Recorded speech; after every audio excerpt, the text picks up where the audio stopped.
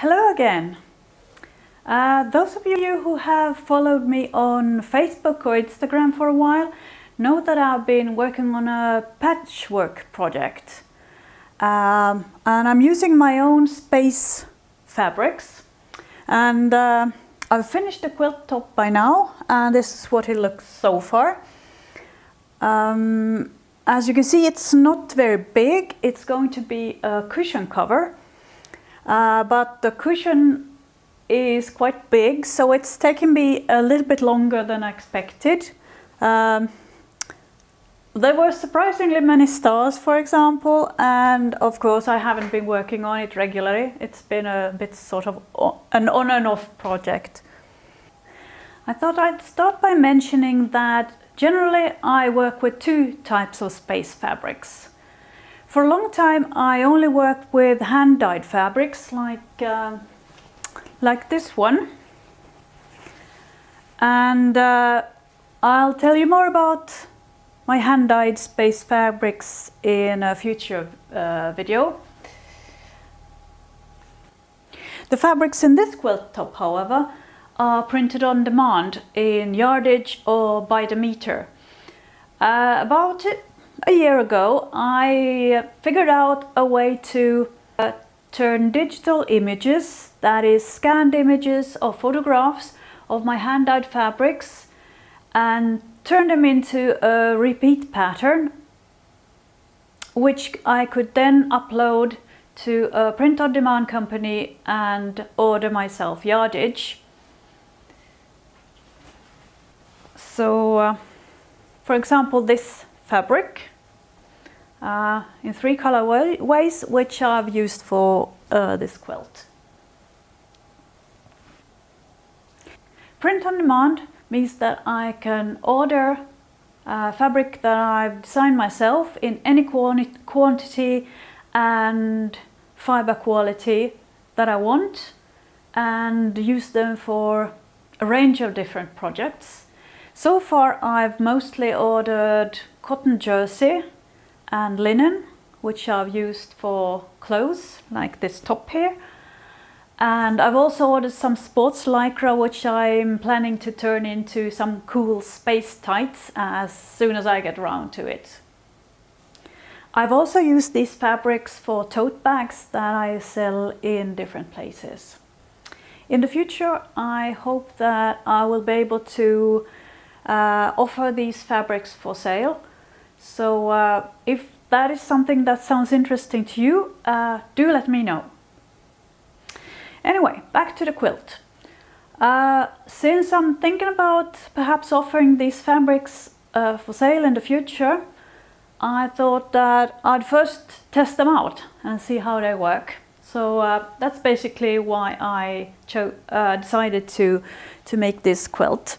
The fact that these fabrics are quite dark and very saturated in color means that there has to be enough contrast between the block, or the shade, the star in this case, and the background. Otherwise the shapes of the stars will just disappear into space. First I felt that I wanted a white background, which I thought would, or still think would be very fresh and modern looking.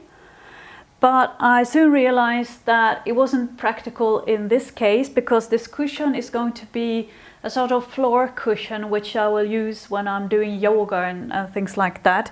So white would become dirty very quickly.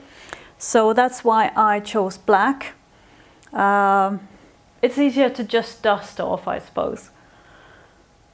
So black is perhaps a bit gloomier than I originally wanted, but I think it's going to look very nice on my dark grey sofa. So I'm sure I'll be very pleased, very happy with it when I finish it. As I said, there needs to be enough contrast between the shapes in the blocks, or the stars in this case, and the background. And even though there is quite a big contrast between the colors and the black, In this fabric, since it's a lot of black in the actual space fabrics, in some places the arms of the star do disappear a little bit into the background, like here, or in this pink fabric. This fabric is actually pink, but since there's a lot of black in this small area, it sort of disappears a little bit. But in this case, it doesn't really bother me, because to me it makes the quilt look a bit livelier.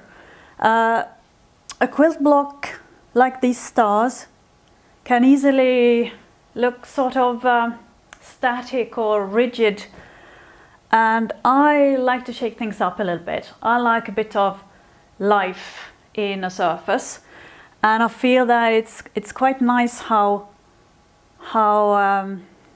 things sort of pop out and disappear. There's a movement, an ebb and flow of the shapes. When you think about the star sky, where the stars are twinkling, so it kind of fits the idea.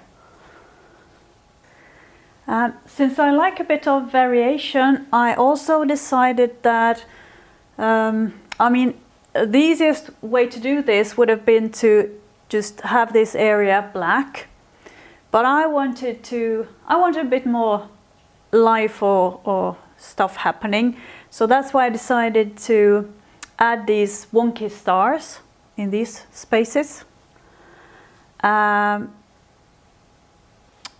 just to get a bit more life into it. These are made with foundation paper piecing, so these are all the same, but since the wonky stars, the arms are not the same size, and I chose to sort of point the longest leg in different variations to bring a bit of life and movement into the quilt. So I like to think that these smaller wonky stars are dancing among the bigger, more formal looking stars. So that's all I had to say this time about the design and the fabric choices. Next time I'm going to talk about how I'm planning to quilt this cushion cover. So bye for now!